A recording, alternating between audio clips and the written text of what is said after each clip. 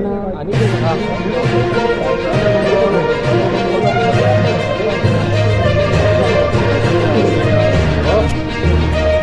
करू का? करा सुरू. अमरावती पश्चिम विदर्भाची आज बैठक होते. काय मागणी आहे, कोणती जागा लढवणार काँग्रेस, आणि विशेष करून अमरावती लोकसभेवर सगळ्यांचं लक्ष आहे, कारण मागच्या वेळेस काँग्रेस राष्ट्रवादीच्या पाठिंब्यावर खासदार निवडून आला, पण त्यांनी नंतर पलटी मारली. मूळ प्रश्न असा आहे की जवळपास आमचं आता सीट पाठवायचं जवळपास ठरलेलं आहे आणि या अंदाजमध्ये अमरावती ही जवळपास काँग्रेसकडे येईल अशा पद्धतीचे आज आपल्याला सांगता येईल. आज आमची इथं जी मीटिंग आहे ते आमचे प्रभारी रमेश चन्नीथलाजी मधल्या काळात आपण जे 3 महिन्याच्या पहिले जो आढावा घेतला होता संघटनात्मक, तो आढावा घेण्यासाठी इथं आलेले आहे.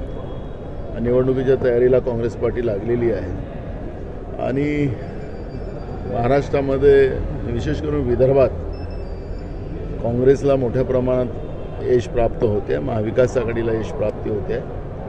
भाजपनी जो आता सर्वे केला त्याच्याजवळ 40 जागा या महाविकास आघाडीला दाखवल्या जाते आहे.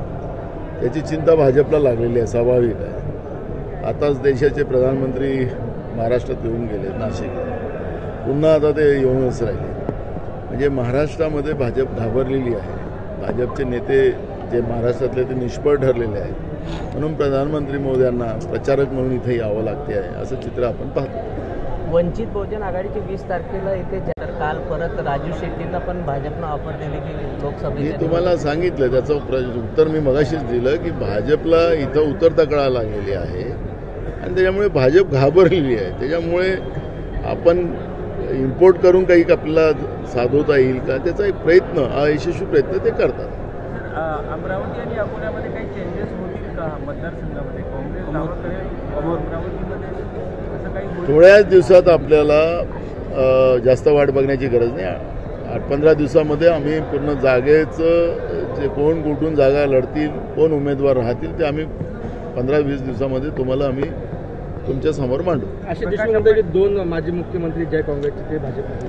कोणाबद्दल चर्चा करता येतं? प्रकाश आंबेडकरांचं आणि काँग्रेसचं किंवा महाविकास आघाडीचं इंडियाचं कधी फायनल होईल, कधीपर्यंत होईल? प्रयत्न चालू आहे.